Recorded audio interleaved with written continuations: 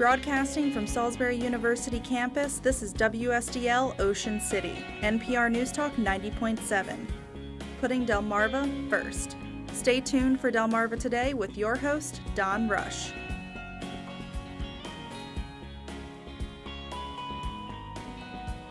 The Fugitive Slave Act of 1850 may have brought the Union to the breaking point. Welcome to Delmarva Today. This is Don Rush. As the nation inched closer and closer to the outbreak of the Civil War, the act clearly marked the last stop in efforts by Henry Clay and others to avert the violent breakup of the nation. But it also came at a time when the Underground Railroad was in full gear, and resistance in the North was mounting to slavery in the South. Slaves themselves were making their escapes with ever more daring efforts, and with leaders such as Harriet Tubman, the most famous conductor on the Eastern Shore. Richard Blackett has written a new book entitled The Captive's Quest for Freedom, Fugitive Slaves, the 1850 Fugitive Slave Law, and the Politics of Slavery. And he gives special emphasis to those who sought freedom and resisted. Blackett is also an Andrew Jackson Professor of History at Vanderbilt University and a historian of the abolitionist movement. Welcome to the program. Thank you. Good to be here. So let's start, I guess, at the beginning, which is embedded in the U.S. Constitution, is the idea that there's an obligation to return slaves. Tell me a little bit about that and the fact that it doesn't really use the word slave. No, it doesn't. But the idea is that, or at least it was believed, that this was one of the reasons. Had it not been included, that the Constitution would not have happened, that the country would not have come together in those trying times. So this request, this decision that slaves must be returned, was seen as one of the pillars of the first great compromise over slavery. And it is embedded in the Constitution. And it required, as a sort of enabling act, the passage years later, in 1793, of the first Fugitive Slave Act that would implement this constitutional requirement. And that act would stay in place, although attempts were made between 1793 and the middle of the 19th century to make it more draconian, to make it more enforceable, but those efforts never came to fruit. So in 1850, this becomes really the second attempt to put some teeth into this constitutional requirement. So what did the 1793 Fugitive Act actually require? Well, it did. It implemented, it put in place the mechanisms for enforcing that constitutional requirement. But the problem was that it left it largely up to the states to enforce it.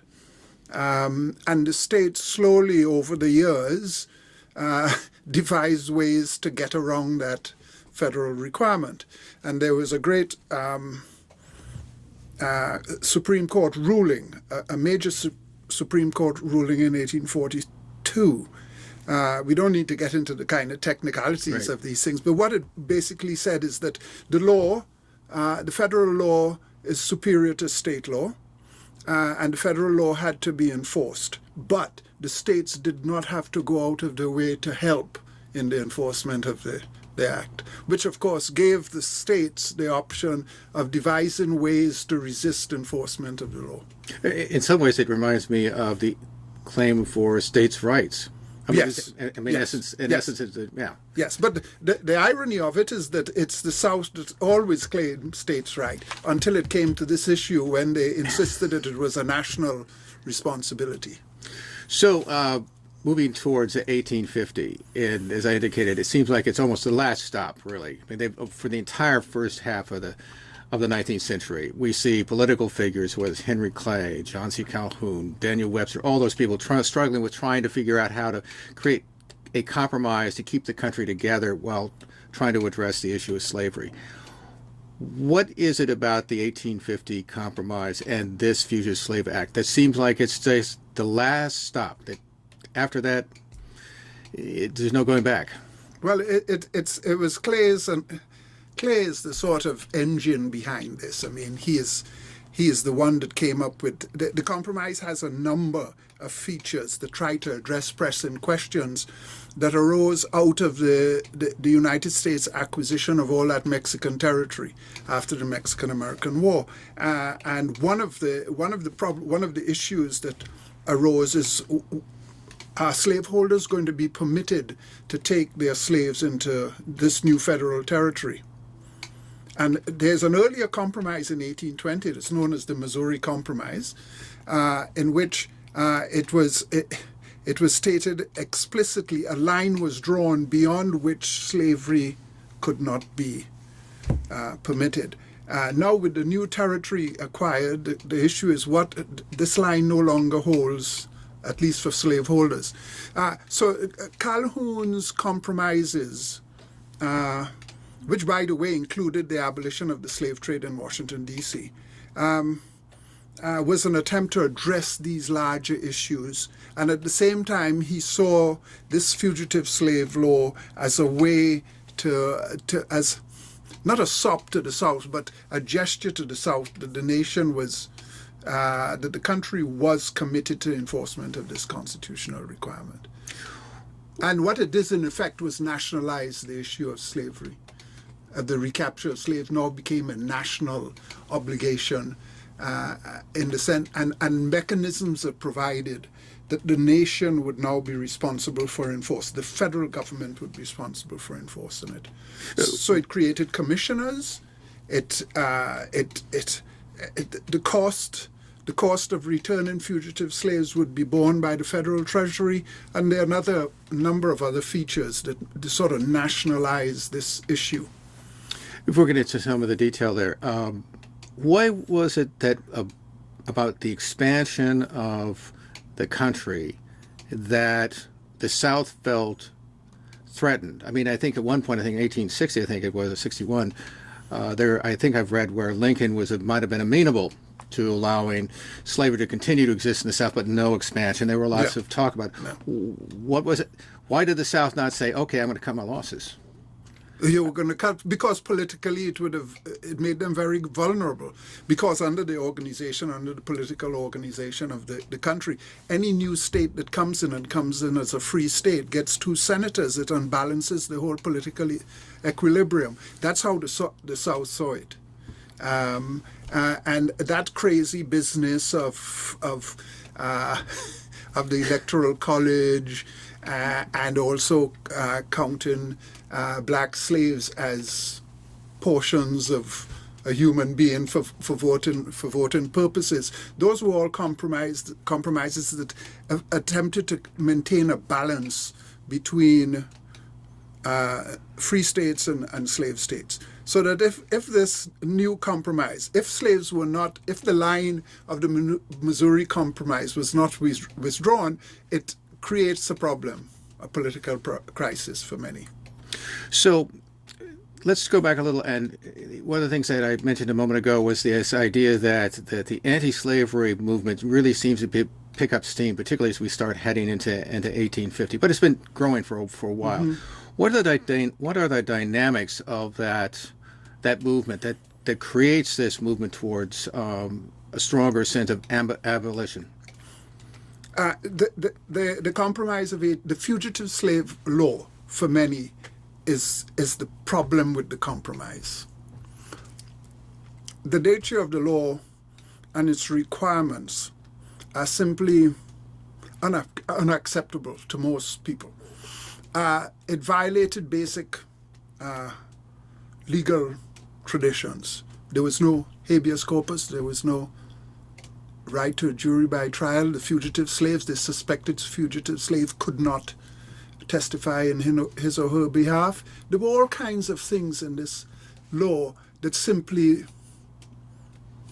violated traditional legal ways of the country, the way the country had always operated, and therefore for many it was unacceptable, and it provided for those who were opposed to slavery an opportunity to express their disdain for the law and for those who were promoting slavery. as the law expressed it. So that became.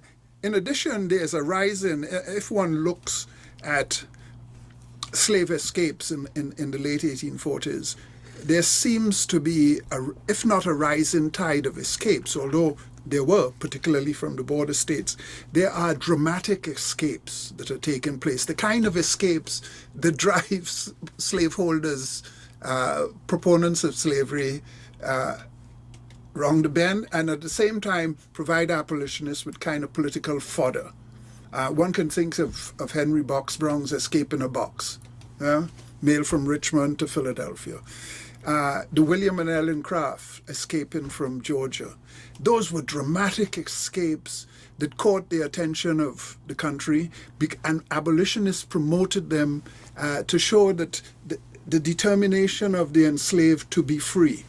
So that is the kind of political backdrop to all of these things that happen. Those two, particularly those two cases, happened before 1850, and escapes are taking place. Particularly if what historians have found is that there's an increasing number of group escapes in the late 1840s, not just individuals running away, but groups of people running away, families running away. So there's a growing sense that there's a crisis here that is brewing, and for those who supported the fugitive slave law, they wanted to nip this in the bud, one, and they made it, it became a symbol in their argument as they saw it as the last best hope of keeping the country together. Because for northern politicians to vote for this law was be an expression of their commitment to the constitutional requirements. What kind of role do people like Frederick Douglass or Harriet Tubman or Sojourner Truth, for that matter, play in this sort of breaking of the straw, as it were, in terms of the shift out of heading towards the Civil War? I mean, they were prominent figures. I mean, Frederick Douglass in particular was a major figure. Mm-hmm. What kind of role did they play? Well, Frederick Douglass is the great propagandist. I mean, there's no better one in this period. Harriet Tubman is the person who is in the trenches, and she is doing things that nobody had seen. I mean, they couldn't quite comprehend what she was doing, and they seemed to have no ability to disrupt what she was doing. But I think more importantly is the fact that individual slaves and individual families took the bit between the teeth and decided to do what they had to do to get away from slavery. And it is that rising tide that Douglass is able to exploit. Keep in mind, Douglass is safe. Not only is he safe, he's also a free man. Harriet Tubman is in the trenches, and she's fighting the good fight. But those unnamed individual slaves who are escaping in significant numbers in this period from all across the divide between slavery and freedom are the ones that are really driving this resistance. Would you say that the South at this period of time is basically losing control? No, they have incredible power to resist and to enforce this law. No. It is the slaves, those who are escaping, that are swimming against the tide. Whenever slaves are brought before officials, federal officials, they're returned in many instances. But there were significant instances where that did not happen, and that raises the political temperature. In addition, what we have come to know is that slaves were escaping in numbers that not even the system could comprehend. They couldn't deal with it. The mechanisms they had in place were not there to deal. But they simply, by escaping, they avoided the law, they avoided the enforcement of the law, but nonetheless, it was clear that they were escaping. All you have to do is just look at. I mean, the reason why I ask is that it seems to me that the fugitive slave law of 1850 is an attempt to to rein this in, and and even then, I suspect it wasn't as effective as perhaps they It would was like a bad law. Yeah. It was an indefensible law. That is what made it so, for many people, so unacceptable. It just violated all sorts of principles. It stacked the deck. It created mechanisms for enforcement that nobody who. It made, more importantly, it made potential slave catchers of every single citizen from a northern state. Because under the law, if the authorities ask you to help them catch a suspected fugitive slaves, you are obligated to do it on penalty of a fine that was simply exorbitant. So even for people who were indifferent to slavery, they could look at this and say, why am I being forced to participate in this? If it's your system, if you want it, you could keep it. But I'm not trying to promote its abandonment. But nonetheless, I don't see why I should be part of this. So that is also one of the problems with the law. By the way, there's also personal liberty laws. How do those fit into this? Well, the personal liberty laws were just meant to impede the enforcement. So, for instance, let me take Pennsylvania again. There's a law in 1847 that says the authorities cannot use state prisons to hold suspected fugitive slaves. That means at a time when there were no federal prisons, where was a slaveholder who was going to Harrisburg or someplace and recaptured his slaves, and who the commissioner says you can return your slave, now has to sit in Harrisburg for a night waiting to catch the train to return, say, to Virginia or someplace? Where does he house this recaptured slave? And this meant that the black community could exploit this loophole, and they did very effectively, because the slaveholder was under enormous pressure and his agent is under enormous pressure. There's one famous incident where the slaveholder put up in a local hotel with his remanded slave, and the folks burnt the hotel down. So I mean, those kinds of things, and that creates a real problem for those people who are trying to enforce the law. So, what kind of role did the gangs who were involved in returning slaves play in all of this? I mean, we had some notorious folks certainly on the Eastern Shore. Patty Cannon is probably the most infamous, but there were others as well. Including, I guess, was it George Alberti, I guess. What kind of role did they play in all of this? That tends to be a bit earlier than the 85th. Old Patty is a bit earlier. Yeah, she was actually she died, I think, early. Yeah, no, it's a bit early. So the gangs don't seem to be very central to this struggle in places like the Eastern Shore. Where they play a significant role is places across the board, the state line into Pennsylvania, where there are gangs there who are simply criminal gangs, and one of their enterprises is to return fugitive slaves. But these are the same people who are stealing cows and who are kidnapping people and doing all sorts of things. So, but gangs are not very, very central in the Eastern Shore. When crises arose in the Eastern Shore, they tended to be community-based crises rather than simply run by a particular gang. Such as? People. Well, I think, for instance, of the case of Burroughs, who was caught taking a number of fugitive slaves out of. And now it's in that situation where the community comes together and says to Burroughs, you have to leave. You can't stay here. And the man defies it after a while, but nonetheless they run him out on a rail. So it is those kinds of things. And I suppose at the heart of that kind of community resistance to these abolitionist activities is gangs, but it's hard to identify who they are. Also, there was an effort during this period, from the first half of the century, to colonize African Americans back in Africa. Henry Clay, as a matter of fact, was a big proponent of this, as were a number of leaders. How does that fit into this, how people looked at slavery? And Lincoln, for that matter, was supportive of that idea as well. Yeah. But it didn't go over. I mean, I know Frederick Douglass, for instance, said, no, we're Americans, sorry. Go ahead. there's in the wake of the passage of the 1850 law, there's a resurgence in colonization. Those people who were promoting colonization, like Clay, I mean, the man who proposes the compromise is the same man who is still very active and has been active since the inception of colonization back in 1816.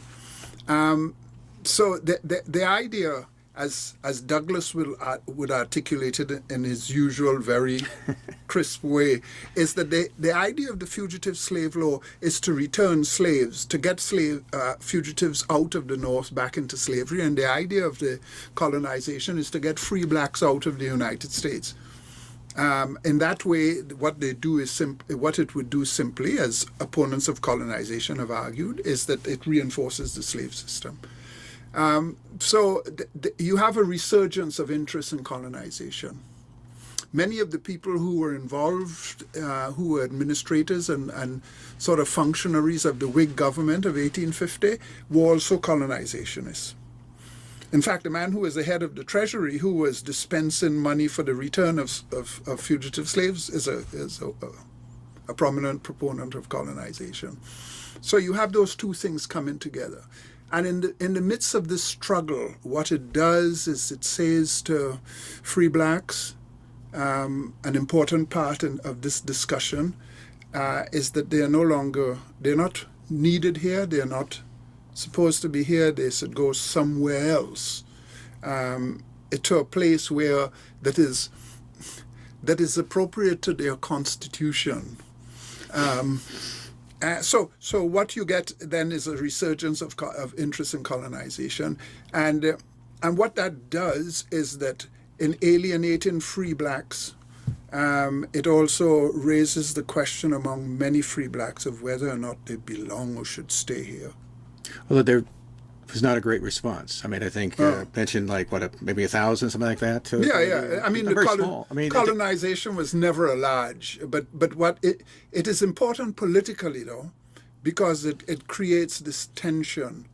Because one of the things that inheres in the crisis over the fugitive slave law of 1850 is the fact that because it doesn't have any of the legal protections that law should afford us, is that it meant that free blacks, a person who is picked up, who is a free black, has no way of defending himself because he cannot testify, he cannot call in counsel to protect him. So that what we see also in the wake of the 1850 law is a spike in kidnapping of free blacks who are sold south.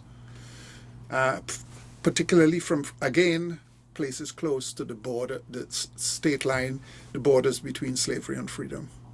Tell me the role of women in this resistance to slavery. That one is hard to pinpoint, although all the reports show that they are ever present. Anytime a hearing comes about, they're there. They make their presence felt, blacks and whites. Lucretia Mott, for instance, the famous Pennsylvania abolitionist, turns up at every single hearing. And she sits in the hearing room in a place that makes it quite clear to the commissioner that she is there for only one purpose. And black women are outside of the courtroom, and in some cases they are inside the hearing room, and they pack the hearing room in a sort of solidarity with. And many instances they lead the charge of when fugitive slaves are rescued, they're there as well. But they are not always easily identifiable. But the reports of cases in newspapers show that they are ever present. What's the impact, by the way, in all of this in terms of both John Brown and his action, as well as Nat Turner, these sort of violent efforts to free slaves in some fashion or another, and particularly on the Southern psyche? Well, I think in the case of John Brown, that is just another example for many to show that the country had gone mad, that this abolitionist thing is out of control and needs to be controlled. But John Brown is not really germane to this discussion about the fugitive slaves. Those two things are happening separately, but their impact collectively, I think, is clear. And Dred Scott decision. I mean, it seems to be like the last legal stop before. Yeah, well, 1860. again, Dred Scott. I mean, there are those pivotal moments in the Yeah. 1850, and Dred Scott is one of them. And the ruling of Dred Scott, of course, is that blacks have no rights, and they were never citizens and never considered part of the country. And as such, therefore, it's very important politically. But as far as the struggle against the fugitive slave law, it's not part of that kind of general discussion. Is the country headed towards 1860? The sense I get was that people began to feel as if that there was no peaceful resolution. I'm particularly reminded of actually Harry Beecher Stowe, who wrote actually a book a few years after Uncle Tom's Cabin called Dread, I think it was. And at the end of the novel, you get this sense that slavery is so embedded, particularly in the South, it cannot be extracted. And it's so embedded that even whites who do not own blacks, do not own slaves, are so invested in this system. I mean, that it could not be rooted out. I mean, do you think that's true? Or do you think there was just no way out of this thing? Well, that has always been one of the dilemmas that historians try to unravel, whether or not this was the country had gone down a path from which it couldn't retreat. Things were impossible to resolve. Because on the one hand, there are those who are saying that the only way that you can resolve this problem is A, enforce the law, get rid of all the personal liberties laws, stop trying to impede the rights of slaveholders, and then everything would be hunky-dory. There'd be no problems. On the other hand, people like Lincoln, and Lincoln comes to embody this, that there's to be no more slave territory. It is fixed. And the rest, any land acquisition, particularly in the case after the Mexican-American War, this should be land that is set aside for free labor, and by that they meant free white labor, and not have the slavery. So there are two contending and clashing interests here that make it impossible to resolve for many. So it seems as though the country is marching towards, but I don't like to. I mean, as a historian, I'm interested in what is happening at a particular period of time, and I don't want to look at the 1850s and say, aha.